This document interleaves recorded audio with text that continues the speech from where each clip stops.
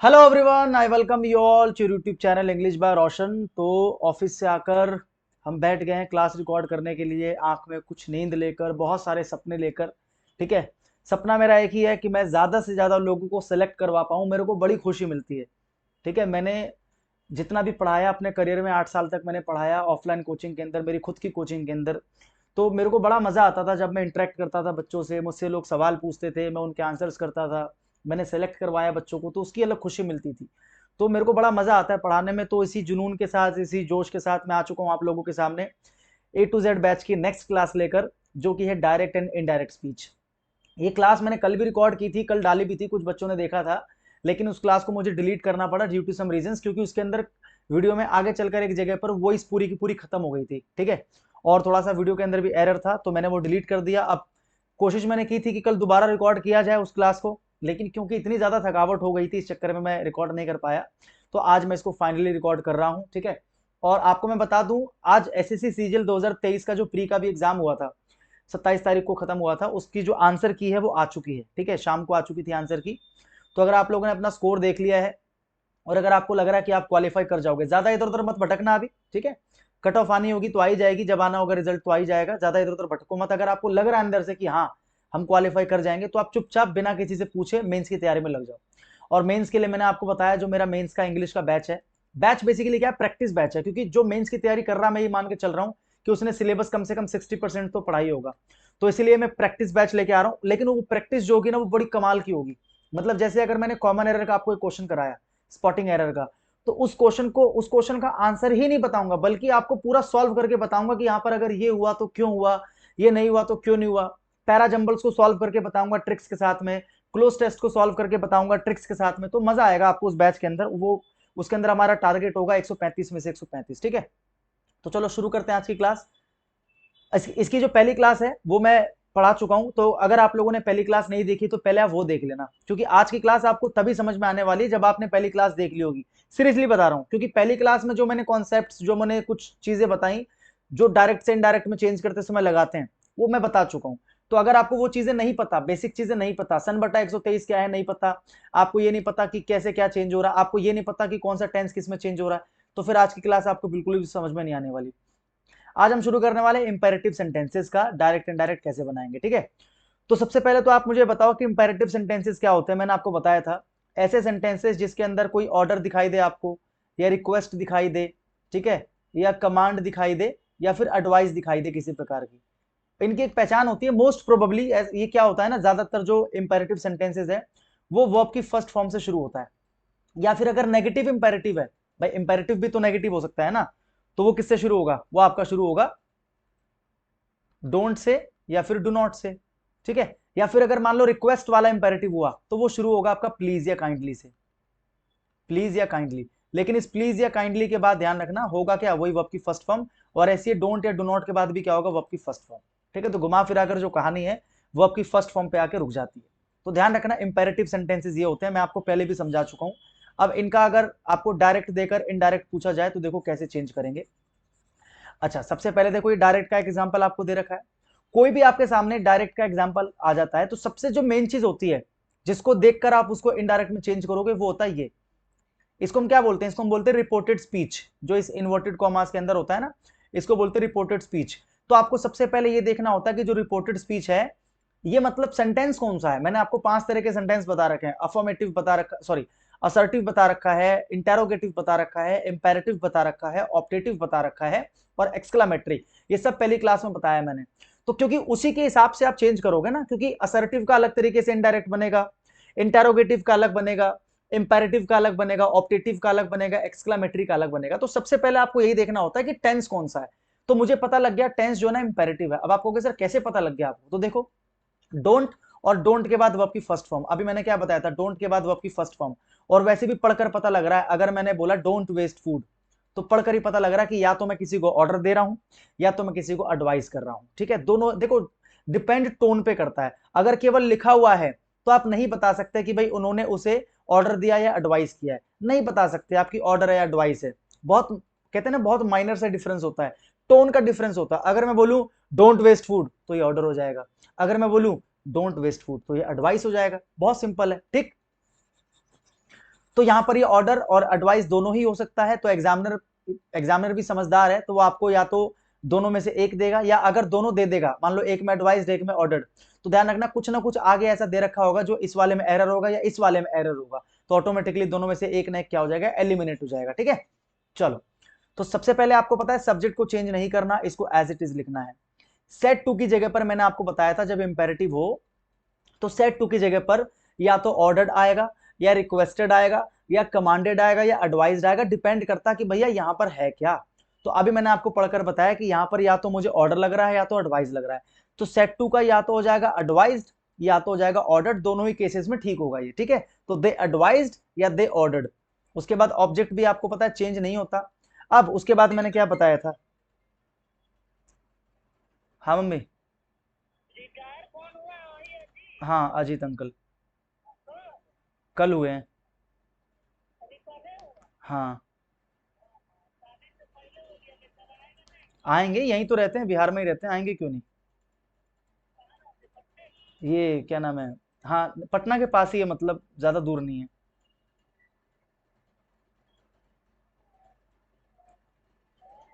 ठीक है, मैं क्लास रिकॉर्ड कर रहा हूँ, है ना। ठीक।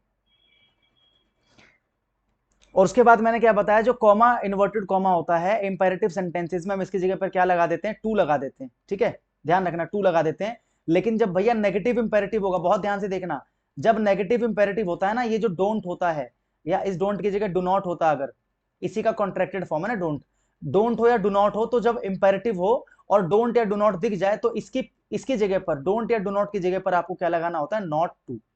देखो टू तो आएगा ही आएगा क्योंकि यहाँ पर कॉमा इन्वर्टेड कॉमा की जगह पर, लेकिन ये जो डोंट है ना, इसकी वजह से हमने नॉट लगा दिया। आप ऐसे याद रख लो कि डोंट जो होगा या डू नॉट जो होगा उसको हम चेंज कर देंगे नॉट टू में। तो देखो डोंट का हमने क्या कर दिया, नॉट टू, सिंपल। उसके बाद आपको पता है टू के बाद तो वो आपकी फर्स्ट फॉर्म ही आनी है, क्या बोलते हैं इसको, इन्फिनेटिव कहते हैं। तो वेस्ट का क्या आ जाएगा, वेस्ट, और ये आ जाएगा फूड का फूड। तो क्या आ गया, दे एडवाइज या ordered him not to waste food. ठीक है, एक तरीका तो ये हो गया नेगेटिव बनाने का। जब नेगेटिव इंपेरेटिव हो तो पहला तरीका तो ये है कि भाई एडवाइज ऑर्डर जो भी आपको लग रहा है उसके हिसाब से आप बनाओ, एडवाइज है तो एडवाइज, ऑर्डर है तो ऑर्डर। ठीक है, लेकिन एक तरीका और है जिसमें ना आपको एडवाइज लिखना, ना आपको ऑर्डर्ड लिखना, ना आपको रिक्वेस्टेड लिखना, ना आपको कमांडेड लिखना। अगर नेगेटिव है तो वहां पर कुछ ना लिख के आप सेट टू की जगह पर क्या लिख दो, फॉरबिड। ये जो फॉरबिड है, ये फॉरबिड की सेकंड फॉर्म होती है। फॉरबिड का मतलब क्या होता है, मना करना। ठीक है, तो एडवाइज या ऑर्डर कुछ ना लिखकर आप सिंपल क्या लिख दोगे, फॉरबिड। देखो मैंने लिखा है, तो दे सेट टू की जगह पर क्या आ गया, फोरबिड।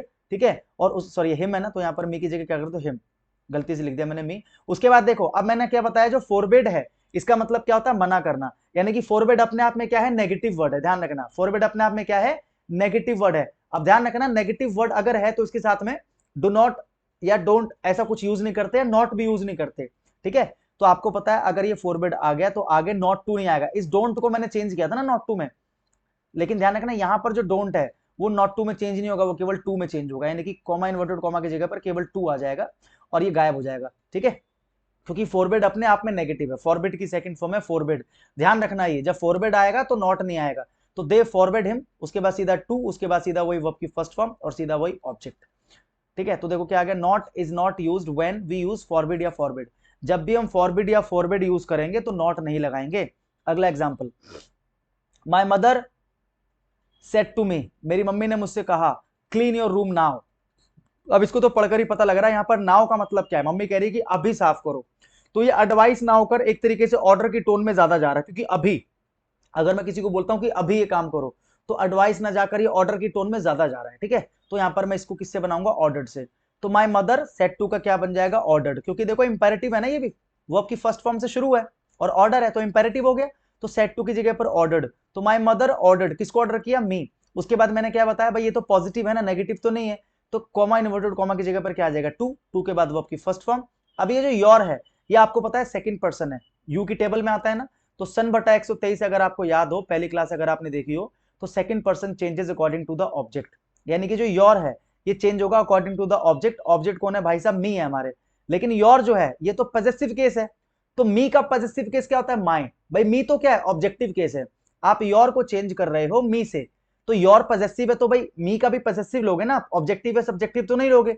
तो मी का पॉजेसिव क्या होता है, माई होता है। तो योर की जगह पर क्या जाएगा, माई, माई के बाद रूम, और नाउ को किस में चेंज कर देते, देन में। ये सब मैंने लिखवा रखा है, आप जाके देखो अगर आपने नोट्स बनाए हो, ठीक है। तो my mother ordered me to clean my room then, ठीक है।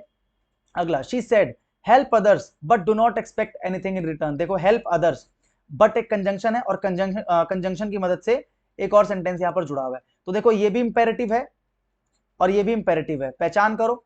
देखो ये वर्ब की फर्स्ट फॉर्म से शुरू हो रहा है, हेल्प अदर्स, एडवाइस एक प्रकार की, भाई अगर मैं बोलता हूं हेल्प अदर्स, दूसरों की मदद करो, तो ऑर्डर तो नहीं दूंगा ना, एडवाइस है ना ये तो। डू नॉट एक्सपेक्ट, देखो डू नॉट से शुरू हो रहा है और डू नॉट के जस्ट बाद क्या है, वर्ब की फर्स्ट फॉर्म। तो मैंने क्या बताया था, डू नॉट या डोंट के जस्ट बाद वर्ब की फर्स्ट फॉर्म, तो वो भी क्या होता है, इंपेरेटिव होता है। फर्क क्या है कि ये जो इंपेरेटिव है ये पॉजिटिव है और ये जो इंपेरेटिव है ये नेगेटिव है, यानी कि एक ही सेंटेंस में दोनों दे दिया, पॉजिटिव और नेगेटिव दोनों। तो क्या दिक्कत है, दोनों को चेंज कर दो। देखो तो शी, उसके बाद जो सेड है, मैंने क्या बताया था, चाहे सेड हो चाहे सेड टू हो, इसमें कोई फर्क नहीं पड़ता, हम किस में चेंज कर देंगे, एडवाइज्ड में, ऑर्डर्ड में, रिक्वेस्टेड में, कमांडेड में। तो आपको पता है ये जो है ना, इसको पढ़कर ही पता लग रहा है कि एडवाइस दिया जा रहा है कि दूसरों की मदद करो लेकिन बदले में कुछ एक्सपेक्ट मत करो। तो क्या हो जाएगा, शी एडवाइज्ड। अब देखो क्योंकि यहां पर सेट टू के बाद में कोई ऑब्जेक्ट नहीं था, अगर सेट टू के बाद में ऑब्जेक्ट होता तो मैं लिखता शी एडवाइज्ड मी या शी एडवाइज्ड हिम या शी एडवाइज्ड हर, तो ऐसा सेंटेंस आपको देखने को मिलेगा। तो ध्यान रखना, अगर ऑब्जेक्ट ना हो तो आप अपनी मर्जी से, बेसिकली एग्जामिनर जो देंगे उसके हिसाब से आपको देखना पड़ेगा कि आप यहां पर ऑब्जेक्ट मी भी मान सकते हो, हिम भी मान सकते हो, हर भी मान सकते हो, यू भी मान सकते हो, क्योंकि मुझे नहीं पता ना उसने किसको कहा। शी सेड टू मी हो सकता है, शी सेड टू हर भी हो सकता है, शी सेड टू हिम भी हो सकता है, शी सेड टू यू भी हो सकता है, शी सेड टू अस भी हो सकता है। तो वहां पर देखना कि एग्जामिनर ने क्या ऑब्जेक्ट आपको दे रखा है, ऑप्शंस को देखकर आपको पता लगाना पड़ेगा, क्योंकि यहां पर कुछ भी आ सकता है ऑब्जेक्ट, क्योंकि जरूरी है, अगर एडवाइस किया तो किसी ना किसी को तो किया होगा ना, तो जरूरी है, ठीक है। तो शी एडवाइज्ड मी, ऑब्जेक्ट जरूरी है यहाँ पर, शी एडवाइज्ड मी या हिम या हर। उसके बाद आपको पता है ये वाला तो पॉजिटिव है ना, तो पॉजिटिव में क्या करते हैं, कॉमा इन्वर्टेड कॉमा को टू में चेंज कर देते हैं, उसके बाद टू के बाद वर्ब की फर्स्ट फॉर्म, उसके बाद ऑब्जेक्ट, उसके बाद हमने लगाया अपना कंजंक्शन बट। उसके बाद देखो जो डू नॉट है, मैंने क्या बताया था ऊपर, डू नॉट या डोंट को किस में चेंज कर देते हैं, नॉट टू में। तो यहाँ पर डू नॉट का क्या बन गया, नॉट टू, टू के बाद वर्ब की फर्स्ट फॉर्म, एक्सपेक्ट, उसके बाद एनीथिंग, उसके बाद इन रिटर्न, खत्म। तो शी एडवाइज्ड मी या शी एडवाइज्ड हिम या she advised her to help others but not to expect anything in return, कि भैया दूसरों की मदद करो लेकिन बदले में कुछ मिलेगा, ये एक्सपेक्टेशन मत रखो।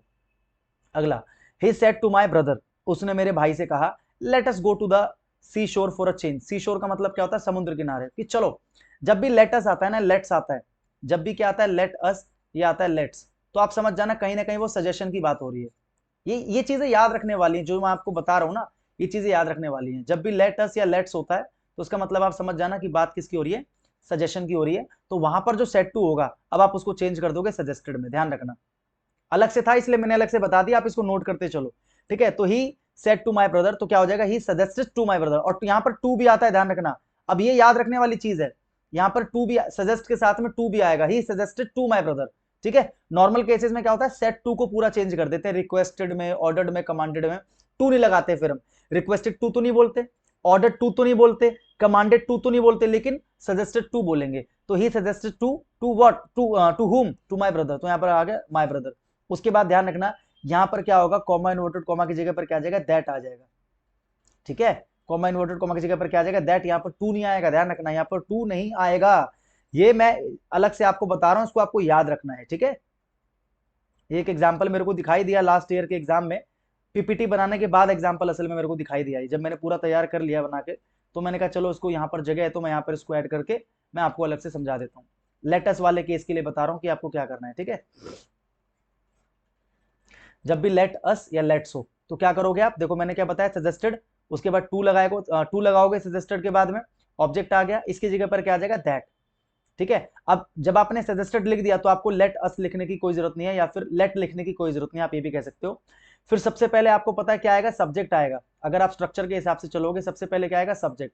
अब देखो अगर लेट अस की बात हो रही है, ध्यान से सुनो, अगर उसने कहा मेरे भाई से कि लेट्स, तो लेट्स का मतलब वो अपने आप को भी इंक्लूड कर रहा है, let's go to the party, यानी कि चलो पार्टी चलते हैं, मतलब वो अपने आप को भी पार्टी चल, अपने आप को भी जाने की बात कर रहा है, तो यानी कि वो तो जाएगा ही जाएगा, और साथ में वो दूसरे लोगों से भी कह रहा है चलने के लिए।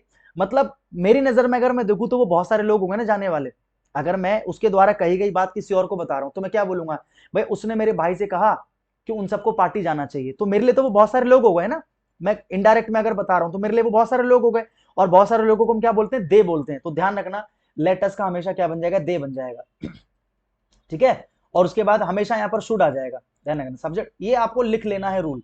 यहाँ पर सब्जेक्ट के बाद क्या आ जाएगा, शुड।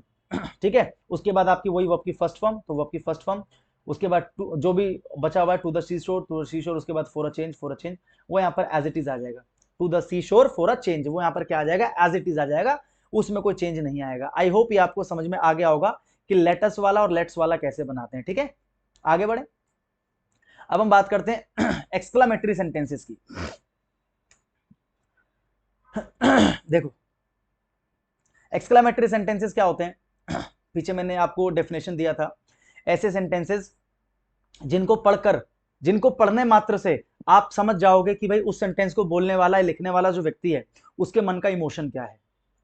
इस सेंटेंस में इतनी पावर होती है कि ये केवल लिखा रहेगा, लेकिन अगर एक्सक्लामेटरी है वो सच में, अगर वो लिखा भी है, तो पढ़कर ही आप समझ जाओगे कि लिखने वाले के मन का क्या इमोशन है, एंगर है, या कह सकते हो हैप्पीनेस है, जॉय है, या फिर कह सकते हो सरप्राइज है वो, या फिर डिस्गस्ट हो रहा है वो, तो आपको उसके मन का इमोशन समझ में आ जाएगा। तो एक्सक्लामेटरी सेंटेंसेस जो है इंसान के मन के अलग अलग इमोशंस को दिखाते हैं। ठीक है, बड़ा मुश्किल होता है लिखित रूप से इमोशन को दिखा पाना। जैसे एक एग्जाम्पल में बोलूं कि राठी जी मर गए, एक एग्जाम्पल में बोलूं, अब देखो अगर मैं इसको नॉर्मल लिख दूं, मैं राठी जी मर गए, राठी जी मर गए गए, ठीक है, इसको बोलने का तरीका है ना, इस सेंटेंस को अलग अलग इमोशन दे देगा। राठी जी मर गए है ना, अलग बन गया, राठी जी मर गए अलग बन गया, राठी जी मर गए अलग बन गया, सरप्राइज बन गया। तो कहने का मतलब है कि बोलने का जो टोन है ना, वो क्या करेगा, उस सेंटेंस को अलग इमोशन दे देगा। तो यही एक्सक्लामेटरी करता है। एक्सक्लामेटरी में कुछ छोटे छोटे शब्द होते हैं जो उस सेंटेंस को एक टोन देते हैं, एक इमोशन देते हैं, और उन छोटे छोटे शब्दों को हम क्या बोलते हैं, इंटरजेक्शन बोलते हैं। जैसे हिंदी में बोलते हैं ना, हम यूज करते हैं, अरे ये तुम क्या कर रहे हो, तो जो हमने अरे बोला वो हम क्या कर रहे हैं, सरप्राइज होने को दिखा रहे हैं, वाह कितना अच्छा काम किया तुमने, तो वाह जो है वो जॉय को दिखा रहा है ना। तो ऐसे छोटे छोटे शब्द जो हमारे इमोशंस को दिखाने की कोशिश करते हैं, उनको हम बोलते हैं इंटरजेक्शंस। तो इंग्लिश के अंदर जो इंटरजेक्शन होते हैं वो क्या होते हैं, अलास होता है, हुर्रे होता है, वाव होता है, फी, अग, ओ, ब्रावो, व्हाट, हाउ, ये सारे कुछ क्या होते हैं, इंटरजेक्शंस इंटरजेक्शंस होते हैं। ठीक है, तो देखो डायरेक्ट में आपको दिखाई देगा सैड के साथ में अलास, तो इनडायरेक्ट में चेंज कर देना है, एक्सक्लेम्ड विद सोरो। एक्सक्लेम का मतलब क्या होता है, देखो यहां पर लिखा हुआ है, एक्सक्लेम का मतलब है to say something suddenly and loudly because you are surprised, angry, happy, sad. या तो आप एंग्री हो, या हैप्पी हो, या सैड हो, या सरप्राइज्ड हो, और इसकी वजह से आप एकदम से कुछ बोलते हो, जोर से बोलते हो, सडनली, तो उसको बोलते हैं एक्सक्लेम करना। ठीक है, तो सैड प्लस अलास अगर हो, तो ये जो अलास है, मैंने क्या बताया, इनको क्या बोलते हैं, इंटरजेक्शंस बोलते हैं। ये जो छोटे छोटे आपको दिखाई दे रहे हैं, इनको बोलते हैं इंटरजेक्शंस। तो सैड के साथ अगर अलास आ जाए, तो अलास जो है ना, वो हमेशा दिखाता है दुख को दिखाता है, दुखी होने को दिखाता है। तो अगर सैड के साथ अलास है, तो उसको आप चेंज कर दोगे एक्सक्लेम्ड विद सॉरो में। ध्यान रखना, अगर किसी सेंटेंस में अलास लिखा है, अलास ही फेल्ड, ठीक है, तो आप इसको बोलोगे भी इसी तरीके से, अलास ही फेल्ड, ऐसे नहीं बोलोगे अलास ही फेल्ड, ये नहीं, ये गलत हो जाएगा, क्योंकि अलास का मतलब क्या है, दुखी होना। अलास किसको दिखा रहा है, सौरव को दिखा रहा है, सौरव मतलब दुख होता है। तो एक्सक्लामेटरी सेंटेंसेस जो है वो क्या करते हैं, बेसिकली इमोशंस को दिखाते हैं। आई होप आपको समझ में आ रहा होगा। ठीक है, उसके बाद हुर्रे या वाव, पढ़कर ही पता लग रहा है कि जॉय को दिखा रहे हैं, खुशी को दिखा रहे हैं। ही सैड, जैसे कि सैड हुर्रे या वाव, तो उसको बोलने का तरीका भी यही है, हुर्रे वाव, ऐसे नहीं बोलोगे हुर्रे वाव ना, हुर्रे या वाव ऐसे बोलोगे। ठीक है, तो एक्सक्लेम्ड विद जॉय। अगर सैड प्लस फी या अग बोलते हैं ना, छी, तो वो जो छी होता है उसी को अग बोलते हैं। ठीक है, तो फी या अग, तो इसको बोलोगे एक्सक्लेम्ड विद डिस्गस्ट या डिस्पाइस। डिस्पाइस का मतलब वही घृणा करना, डिस्गस्ट का मतलब वही घृणा। ओ, देखो ओ जो है ना, दो चीजें दिखाता है। अगर आप ऐसे बोलते हो ओ ये हो गया, तो सरप्राइज हो गया कि तुमने कैसे कर दिया। और अगर मैं बोलूं ओह ये मैंने क्या कर दिया, तो ये जो ओ है ये पश्चाताप को दिखा रहा है। तो ओ जो है वो सरप्राइज को भी दिखा सकता है, रिग्रेट को भी दिखा सकता है। तो जब ओ आ जाए तो सेंटेंस को पढ़कर पता लगाना कि उसमें क्या है, सरप्राइज है, रिग्रेट है, पढ़कर पता लगाना। अगर तुम्हें लग रहा कि ओ का मतलब यहां पर सरप्राइज है, ठीक है, तो वहां पर क्या हो जाएगा, एक्सक्लेम्ड विद सरप्राइज। और अगर ओ का मतलब तुम्हें लग रहा रिग्रेट है, तो क्या हो जाएगा, एक्सक्लेम्ड विद रिग्रेट हो जाएगा। ठीक है, जैसे तुमने मूवी देखी ना पीके, तो उसमें अच्छा जो वर्ड है, अच्छा, ये अलग अलग इमोशन को दिखा सकता है। जैसे बोलू अच्छा, तो इसका मतलब डाउटफुल हो। अगर मैं बोलू अच्छा हमें सिखा रहा है, होता है ना, आपने देखा है ना, वो अलग अलग इमोशन को दिखाता है अच्छे की मदद से।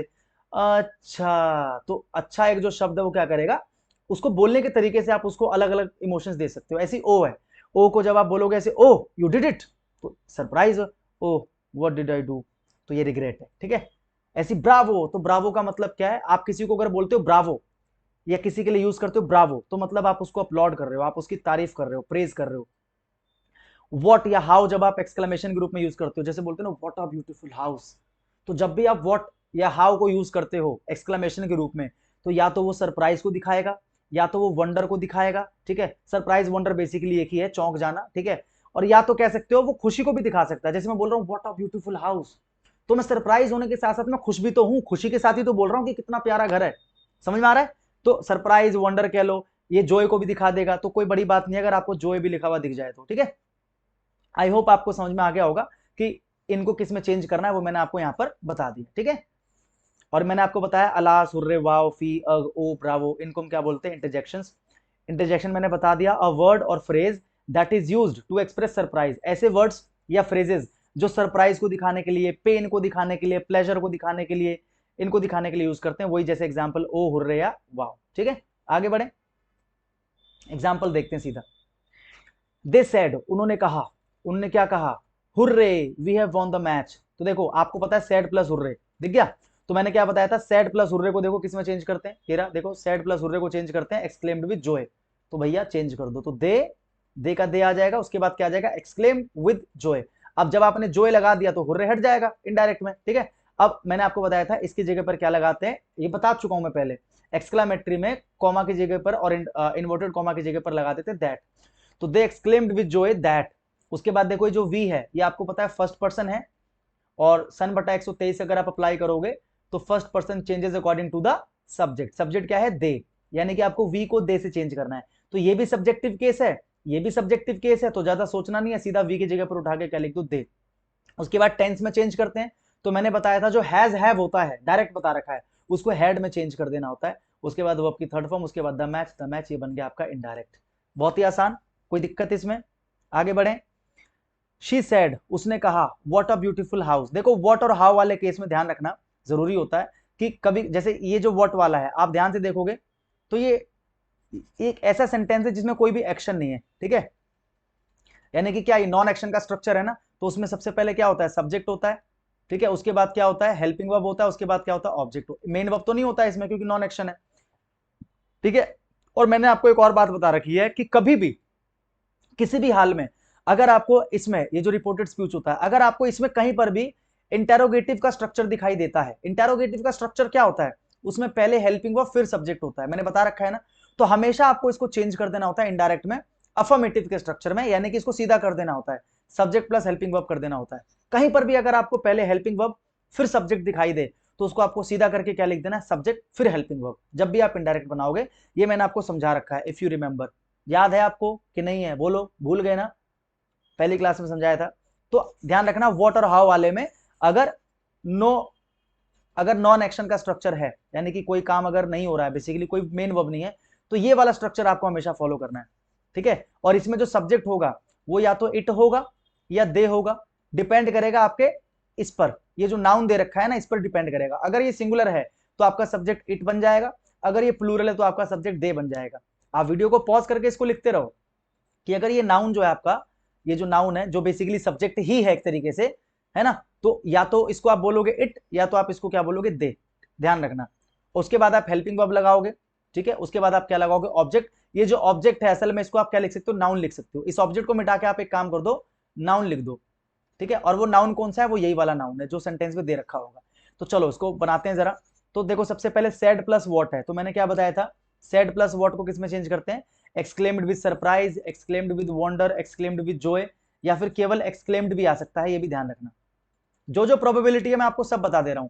कभी कभी क्या होगा, एक्सक्लेम्ड विद सरप्राइज नहीं देकर केवल एक्सक्लेम्ड दे देगा, केवल एक्सक्लेम्ड, तो उस केस में भी वो ठीक होता है। तो देखो शी एक्सक्लेम्ड विद सरप्राइज, यहां पर पूरा दे दिया एक्सक्लेम्ड विद सरप्राइज, कोई दिक्कत नहीं है।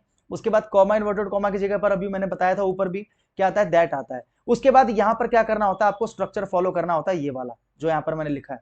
देखो व्हाट तो हट जाएगा क्योंकि उसी की जगह पर आपने लिखा है एक्सक्लेम्ड विद सरप्राइज। उसके बाद सबसे पहले आपका सब्जेक्ट, सब्जेक्ट की जगह पर असल में इट या दे में से एक आएगा इस नाउन को देखकर। ये नाउन देखो सिंगुलर है, अ ब्यूटीफुल हाउस सिंगुलर है तो आ जाएगा इट, उसके बाद आपको पता है, देखो आपको पता है, हमेशा से आपको ये अच्छे से पता है कि ये पास्ट है, तो जाहिर सी बात है यहां पर भी कोई ना कोई पास्ट ही होगा, या तो पास्ट इंडेफिनिट या पास्ट कॉन्टिन्यूस या पास्ट परफेक्ट, कुछ ना कुछ ऐसा ही होगा। ठीक है, तो आप अच्छे से जानते हो कि भाई ये तो नॉन एक्शन है, तो नॉन एक्शन में कॉन्टिन्यूस परफेक्ट जैसा कुछ नहीं होता, उसमें केवल पास्ट में वॉज वर ही आता है नॉन एक्शन में। तो यहाँ पर आपको पता है इट के साथ या तो वॉज आएगा या वर आएगा, क्योंकि नॉन एक्शन है। तो आपको पता है इट सिंगुलर है तो क्या आ जाएगा, वॉज, तो इट वॉज। उसके बाद जो पूरा बचा हुआ नाउन है मैंने क्या बताया, एज इट इज, तो it was a beautiful house. ठीक है, या फिर मैंने क्या बताया, एक्सक्लेम्ड विद सरप्राइज की जगह पर केवल एक्सक्लेम्ड, तो शी एक्सक्लेम्ड, उसके बाद वही सेम देखो दैट, उसके बाद इट, उसके बाद वॉज, उसके बाद a beautiful house. He said how cute is the doll, देखो इसको भी आपको सही करना है, तो ही सेड और सेड के साथ हाउ है, तो या तो क्या सीधा बोलो ही एक्सक्लेम्ड, या तो क्या बोल सकते हो ही एक्सक्लेम्ड विद सरप्राइज, या तो क्या बोल सकते हो ही एक्सक्लेम्ड विद जॉय। मैंने पीछे बताया था ना कि जॉय भी आ सकता है, एक्सक्लेम्ड विद जॉय आ सकता है, केवल एक्सक्लेम्ड भी आ सकता है, एक्सक्लेम्ड विद सरप्राइज भी आ सकता है, एक्सक्लेम्ड विद जॉय भी आ सकता है। तो एक्सक्लेम्ड विद सरप्राइज या जॉय, उसके बाद इसकी जगह पर क्या आ जाएगा, दैट आ जाएगा, तो आ गया दैट। उसके बाद ये वाला स्ट्रक्चर, क्योंकि देखो ये भी नॉन एक्शन है, how cute is the doll, इसमें कोई काम हो रहा है क्या, नहीं हो रहा है, तो यानी कि ये वाला स्ट्रक्चर, जब काम ना हो तो ये वाला स्ट्रक्चर व्हाट और हाउ के केस में, यानी कि सबसे पहले इट या दे में से एक आएगा, वो आएगा किसको देखकर, इसमें जो नाउन दे रखा है, नाउन क्या है, डॉल है, यानी कि सिंगुलर है, तो आपको पता इट आ जाएगा।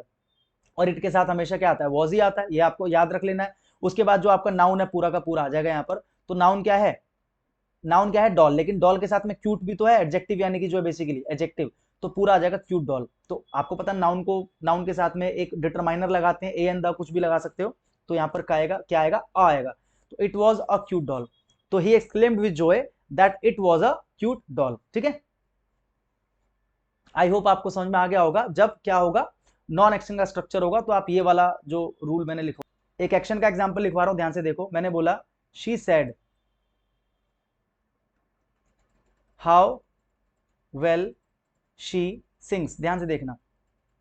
ठीक है, इसका मैं इनडायरेक्ट बनाता हूं, तो मैं क्या बोलूंगा, शी, अब आपको पता है सेड प्लस हाउ। ठीक है, ये जो सेड प्लस हाउ है, तो मैंने आपको क्या बताया, हाउ को आप किस में चेंज करते हो, सेड प्लस हाउ को या तो एक्सक्लेम्ड विद सरप्राइज या एक्सक्लेम्ड विद वंडर या एक्सक्लेम्ड विद जॉय। तो यहाँ पर किसी को किसी के अच्छे गाने की बात हो रही, तो जाहिर सी बात है जॉय में बोला जाता है, खुशी में बोला जाता है, तो क्या बन जाएगा, शी एक्सक्लेम्ड विद जॉय, केवल एक्सक्लेम्ड भी लिख सकते हो आप। ठीक है, शी एक्सक्लेम्ड विद जॉय, उसके बाद कॉमा इन्वर्टेड कॉमा की जगह पर क्या आता है, दैट, उसके बाद ये हाउ तो हट ही जाता है। उसके बाद देखो ये तो एक्शन है ना, क्योंकि यहाँ पर एक काम हो रहा है, गाने का काम हो रहा है, ये नॉन एक्शन तो नहीं है, एक्शन है, तो एक्शन का जो स्ट्रक्चर होता है वो ये होता है, subject plus verb plus object, verb depend करता है आपके टेंस पे, तो सबसे पहले आ जाएगा सब्जेक्ट, तो दैट के बाद सब्जेक्ट कौन है, शी, तो यहाँ पर आ जाएगा शी, क्यों, क्योंकि थर्ड पर्सन है, थर्ड पर्सन चेंज नहीं होता, तो शी आ जाएगा। उसके बाद वर्ब, यहाँ पर जो है वर्ब की फर्स्ट फॉर्म है, वर्ब की फर्स्ट फॉर्म में एस एस लगा हुआ है, लेकिन जब हम टेंस में चेंज करते हैं तो वर्ब की फर्स्ट फॉर्म का क्या बन जाता है, सेकंड फॉर्म, तो क्या हो जाएगा, शी सैंग। उसके बाद जो बचा हुआ है ऑब्जेक्ट, वो क्या आ जाएगा, क्या है, वेल है ना, तो शी सैंग वेल, खत्म, ये आपका बन गया इनडायरेक्ट। ध्यान रखना जब एक्शन हो तो ये वाला स्ट्रक्चर, यानी कि सबसे पहले सब्जेक्ट, फिर वर्ब की फर्स्ट फॉर्म, फिर आपका ऑब्जेक्ट, और वो प्रॉपर सब्जेक्ट आपको यहाँ पर दे रखा होगा। नॉन एक्शन में क्या करना होता है, इस सब्जेक्ट की जगह पर आपको स्टार्टिंग में इट या दे में से एक लगाना पड़ता है। ठीक है, और जो लास्ट में ऑब्जेक्ट है वो बेसिकली वही नाउन होगा, जैसे यहाँ पर दे रखा था मैंने, वही नाउन जो दे रखा होता है, जैसे यहाँ पर डॉल था, यहाँ पर ब्यूटीफुल हाउस था। ठीक है, आई होप ये आपको समझ में आ गया होगा। आगे बढ़ते हैं, एक और एग्जांपल दे रखा है, हाउ वाला ही, एक्शन वाला ही दे रखा है, वो भी देखो ऊपर देखो, शी सेड, उसने कहा, how beautiful the night sky looks, देखो यहाँ पर एक द नाइट स्काई और लुक्स, यहाँ पर वर्ब दे रखा है, मेन वर्ब दे रखा है, मतलब एक्शन की कैटेगरी में आ गया, नॉन एक्शन तो नहीं है। तो देखो यहाँ पर जाहिर सी बात है, अगर कोई बोल रहा है how beautiful the night sky looks, की मतलब कितना सुंदर जो है नाइट स्काई लग रहा है, तो इसका मतलब आप एक मुझे बात बताओ, इसका मतलब किसी ने जॉय में बोला होगा, किसी ने खुशी में बोला होगा, है ना, तो मैंने क्या कर दिया, शी एक्सक्लेम्ड विद सरप्राइज भी कर लो, बात वही है, वंडर कर लो या जॉय भी कर लो। ठीक है, उसके बाद इसकी जगह पर क्या आ जाएगा, दैट आ जाएगा, हाउ तो हट ही जाता है। उसके बाद स्ट्रक्चर को सीधा करने के लिए मैंने बताया, पहले सब्जेक्ट, फिर वर्ब, सॉरी केवल वर्ब, उसके बाद ऑब्जेक्ट। तो सबसे पहले सब्जेक्ट क्या है, द नाइट स्काई, तो द नाइट स्काई वर्ब की फर्स्ट फॉर्म है, तो इसका क्या बन जाएगा, सेकंड फॉर्म। ठीक है, उसके बाद आपको पता है ब्यूटीफुल दे रखा है बचा हुआ, तो यहां पर आ जाएगा ब्यूटीफुल, खत्म। She exclaimed with surprise wonder Joy that the night sky looked beautiful. I hope आपको ये समझ में आ गया होगा कि एक्शन को कैसे बनाना है और नॉन एक्शन को कैसे बनाना है।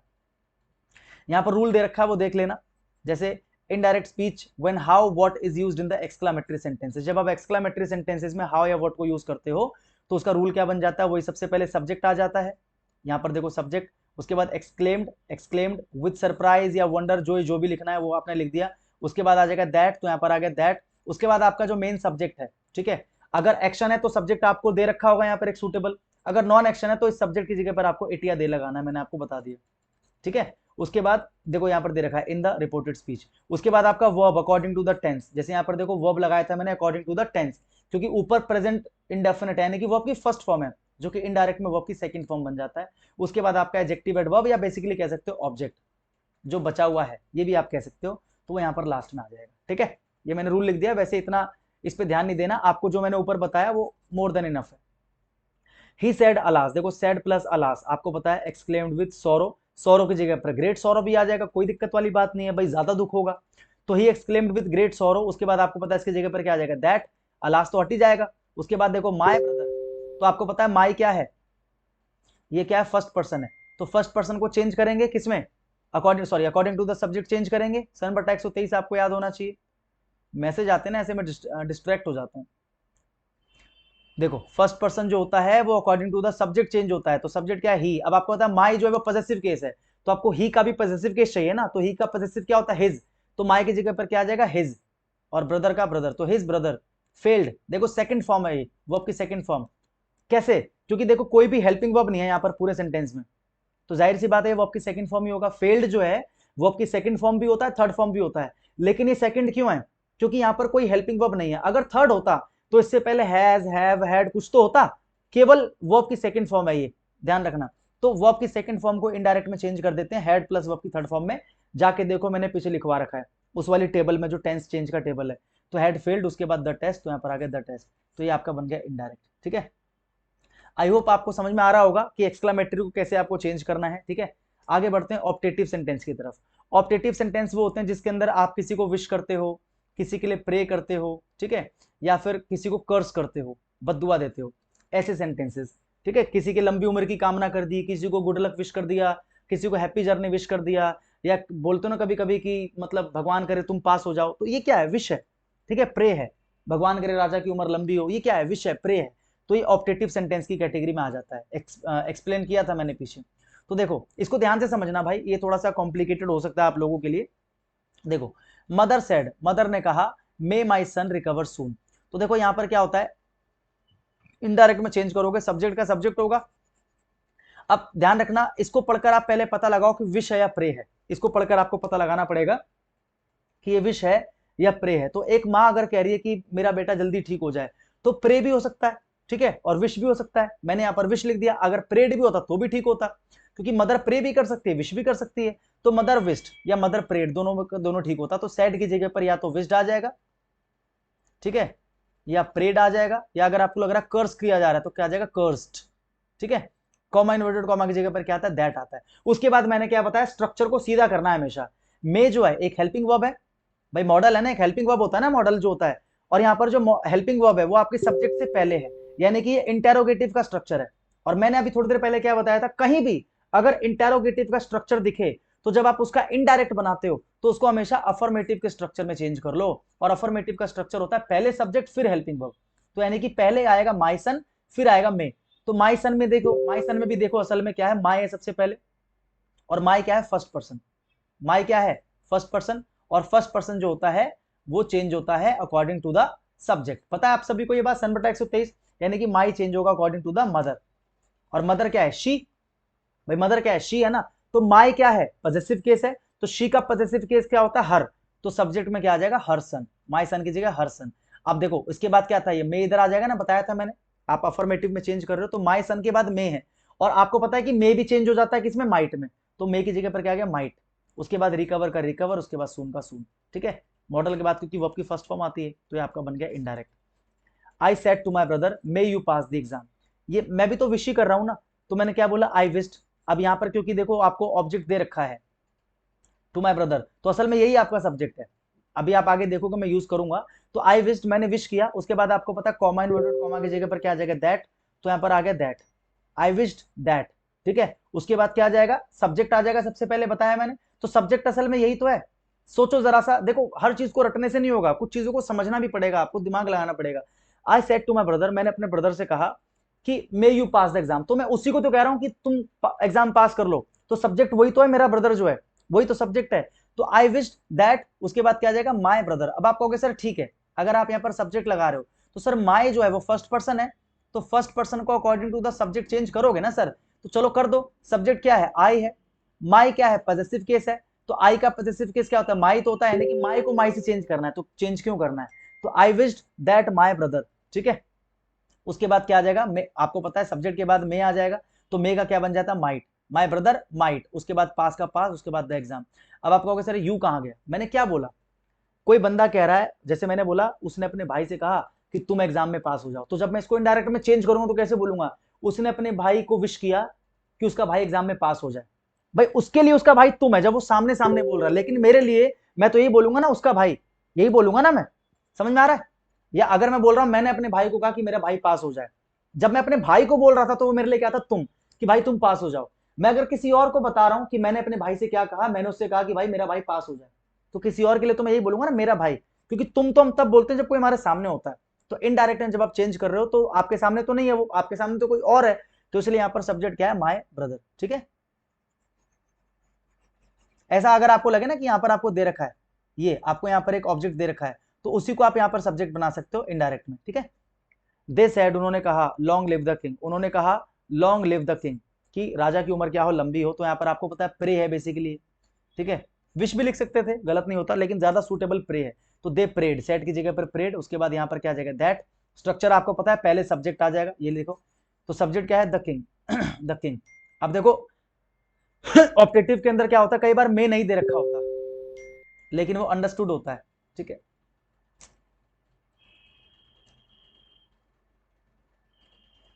ऑप्टेटिव के अंदर कई बार मे नहीं दे रखा होता, लेकिन वो अंडरस्टूड होता है, तो अंडरस्टूड अगर है तो आपको पता है सब्जेक्ट के बाद क्या आ जाएगा, माइट आ जाएगा, मे के बाद क्या आ जाएगा, माइट, द किंग माइट। उसके बाद आपको पता है वो आपकी फर्स्ट फॉर्म, और जो बच गया वो लास्ट में क्या बचा, लॉन्ग, तो आ गया that the king might live long. ध्यान रखना, डायरेक्ट में कभी कभी क्या होता है, ऑप्टेटिव में मे नहीं देता, लेकिन अंडरस्टूड होता है कि भाई मे वहां पर है, तो जब आप उसका इनडायरेक्ट बनाओगे तो वहां पर क्या आ जाएगा, माइट आ जाएगा, ठीक है। इतने बेवकूफ बच्चे हैं ना यार, मैं क्या बताऊं।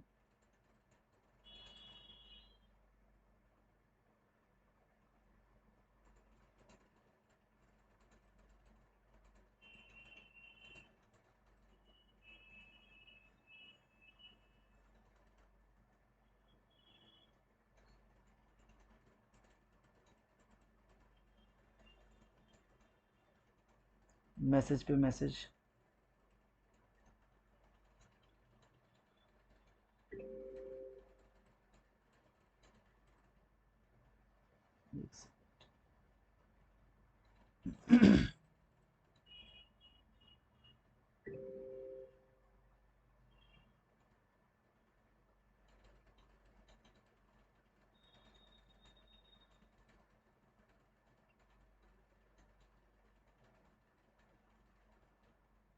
अब नहीं करेंगे, चलो अगला देखो।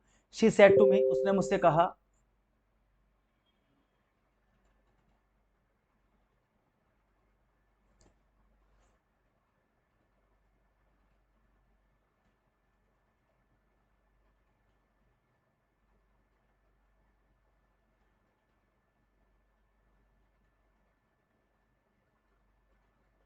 अब नहीं करेंगे। देखो, शी सेड टू मी, उसने मुझसे कहा, wish you a happy life ahead. देखो सीधा सीधा कोई बोल रहा है, उसने मुझसे कहा कि wish you a happy life ahead, यहाँ पर कोई भी मतलब बेसिकली कोई एक्शन या कोई प्रॉपर ऐसा कोई सब्जेक्ट नहीं है, सीधा सीधा एक बात बोली जा रही है कि wish you a happy life ahead, तो सीधा क्या करोगे, शी विश्ड, क्योंकि यहाँ पर बात ही विश की जा रही है, तो शी विश्ड, किसको विश किया, मुझे, तो शी विश्ड मी, मुझे क्या विश किया, जो सीधी बात है ना, उसने मुझे जो विश किया वो ये है, तो सीधा सीधा ये आप कॉपी पेस्ट यहाँ पर कर दो, शी विश्ड मी, क्या विश किया, ये विश किया उसने मुझे, अ हैप्पी लाइफ एड, खत्म। ये विश यू तो हट जाएगा ना, क्योंकि मैंने लिख तो दिया शी विश्ड मी, उसने मुझे बोला था विश यू, उसको मैंने चेंज कर दिया शी विश्ड मी, अब जो विश किया वो ये है ना, अ हैप्पी लाइफ एड तो she wished me a happy life ahead. यहाँ पर इनडायरेक्ट ऑफ ऑप्टेटिव दे रखा है, सबसे पहले सब्जेक्ट आता है, ये सब्जेक्ट यहाँ पर दे रखा है, ऊपर आपको दिख रहा होगा, ठीक है। उसके बाद विश्ड या प्रेड या कर्स्ड जो भी आएगा वो यहाँ पर लिख देना आपको। उसके बाद दैट आ जाएगा, तो यहाँ पर दैट है देखो। उसके बाद आपका जो सब्जेक्ट है in the reported speech, reported speech में जो सब्जेक्ट है, जैसे यहाँ पर तो मैंने आपको बताया यही सब्जेक्ट बन गया था, तो माय ब्रदर, यहाँ पर सब्जेक्ट था माय सन, माय सन का हर सन बन गया था, ठीक है। उसके बाद आपका माइट आ जाएगा, ठीक है। तो माइट आ गया, देखो ऊपर के सारे सेंटेंसेस में माइट है। यहाँ पर माइट क्यों नहीं है बताओ लास्ट वाले में, क्योंकि यहाँ पर कोई काम ही नहीं है इसके अंदर ना। माइट कब होगा, जब आगे एक वर्ब होगा, इसमें तो कोई वर्ब ही नहीं है, इसमें तो सीधा कुछ विश किया जा रहा, तो वही मैंने कॉपी पेस्ट कर दिया, तो यहाँ पर माइट की जरूरत ही नहीं पड़ी मुझे, वरना हमेशा माइट आता है इनडायरेक्ट में। ठीक है, उसके बाद माइट के बाद तो वर्ब की फर्स्ट फॉर्म ही आएगी, क्योंकि माइट एक मॉडल है, और मॉडल के बाद वर्ब की फर्स्ट फॉर्म लगाते हैं। उसके बाद जो रिमेनिंग है वो यहाँ पर आपको लिख देना है। ठीक है, तो आई होप इतना आपको समझ में आ गया होगा। कल की क्लास में मैं इसको पूरा खत्म कर दूंगा, क्योंकि कुछ इंपॉर्टेंट पॉइंट्स बचे हैं 5-6 जिसको मुझे कराना है। वो पॉइंट्स कराने के बाद में हम क्या करेंगे, कुछ एग्जाम्पल्स आपको करवाएंगे। ठीक है, जो अभी लेटेस्ट एग्जाम्स में आए हुए एग्जाम्पल्स हैं, और मैं आपको तरीका बताऊंगा कि आपको पेपर में कैसे सॉल्व करना है। कि जैसे अभी तो फिर भी आपको समझने में टाइम लग रहा है, मैं आपको तरीका बताऊंगा कि पेपर में आप कैसे सॉल्व करोगे, ताकि आप विद इन सेकेंड्स आप क्वेश्चन को सॉल्व कर सको। ठीक है, ट्रिक्स है मेरे पास, वो आपको मैं बताऊंगा। तब तक आप पढ़ते रहो, और मेंस की जो क्लास है वो अभी मैं खाना खा के आता हूँ, क्योंकि 9:09 हो रहे हैं, मैं खाना खा के आता हूँ, उसके बाद मैं खाना खा के मेंस की क्लास रिकॉर्ड करने बैठूंगा। थोड़ी सी लेट मिलेगी, लेकिन कोई बात नहीं, पढ़ने वाला बच्चा कभी पढ़ लेता है, तो आप उसको अच्छे से पढ़ना। मिलता हूं मैं आपसे नेक्स्ट वीडियो में बहुत जल्द, तब तक के लिए जय हिंद।